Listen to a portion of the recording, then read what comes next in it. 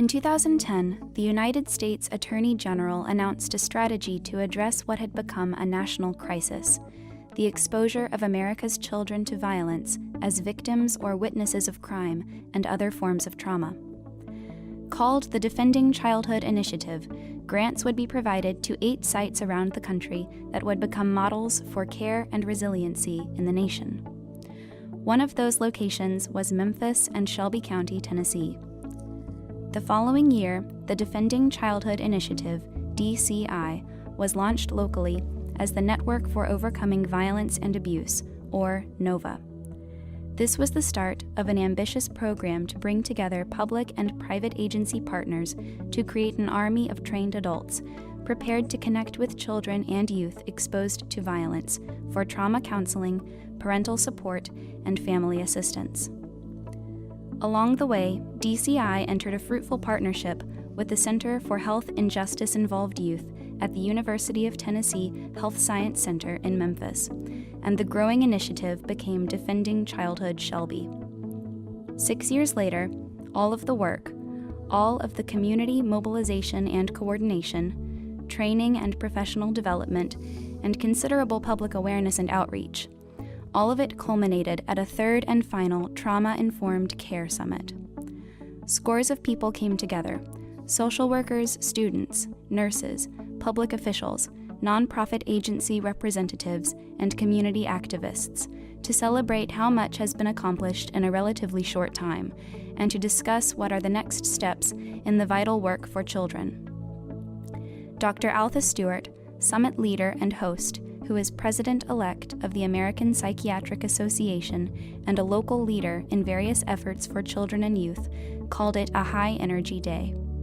The people in this room are part of a large and growing collaboration of people who really believe in this work, who, as you heard from the panel, enjoy working together. They're friends. Even when they're in competition because of their agencies, their relationships are fundamentally good and solid and positive, and we're all working towards the same goal, helping improve the lives of the children and families that we work with. It's really incredible. I get goosebumps just thinking about it, because it really is palpable in here. The summit took place at the University of Tennessee Memphis campus. Mallory Shelton, the Defending Childhood Shelby project director, opened the meeting. Welcome remarks about the initiative's importance to the community were offered by Dr. Kennard Brown, UT Executive Vice Chancellor, and Shelby County Mayor Mark Luttrell. Whether it's in our faith community, whether it's in our neighborhoods, whether it's in our schools, our children's schools, wherever it is that our babies reside, that's where we invest our time. That's where we make a difference. Participants then learned about the goals of the Memphis Shelby Crime Commission's Operation Safe Community from Brona Pinolis, the Commission's Vice President for Strategic Implementation.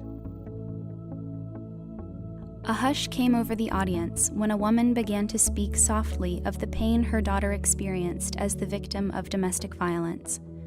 The woman's witness then turned to the renewal and hope her family came to know because of the care provided by local advocates trained to help survivors. The summit's special invited guest speaker was Mark Soler, the executive director of the Center for Children's Law and Policy in Washington, D.C. Soler has worked diligently on juvenile justice reform throughout the country for more than 35 years. Using statistical information as well as moving anecdotal stories, he kept the audience spellbound as he focused on what he called 3 relevant needs in juvenile justice. In many places, the system is thought of a way of looking at kids' deficits. What do they do wrong? And then punishing them for what they do wrong.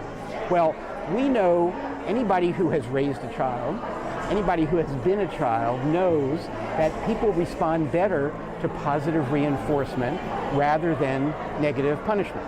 And so our struggle in the juvenile justice system has been to turn it from a punishment-based system to a system that is based on positive and rewarding positive behavior, encouraging kids to do the things that they need to do.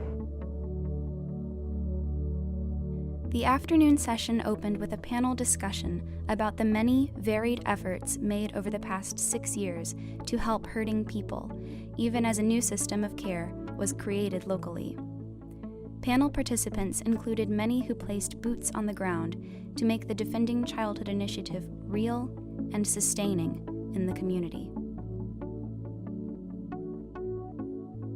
Panelists described various experiences they and their organizations have had in working in the community with children, youth, families, neighborhood organizations, and faith-based community. They witnessed to how trauma-focused care and programs do make a difference in the lives of those young people who have been through traumatic experiences and who have been victims or witnesses of violence. As evidence of how this work achieves success and can have a positive effect on young lives, short videos that are part of a national public awareness campaign were shown. Dr. Stewart brought the group together for a final discussion about lessons learned along the way. As she pointed out, the end of federal funding for DCI initiatives is not the end of building a more trauma-informed professional community and does not halt the efforts to bring about significant policy and process reform. Over the years, with all of the things that were developed and the wonderful collaboration, I think it just reinforced to us how important this work is and the fact that it must be carried on. Indeed, momentum has been built. The optimism in the room as the summit ended is one positive sign that the vital and necessary work will be carried on from the solid foundation of the DCI NOVA initiative. A lasting awareness exists among private, public, and nonprofit sectors in the community of the significant long-term impact of exposure to violence on children, and the care necessary to restore health and hope to their lives.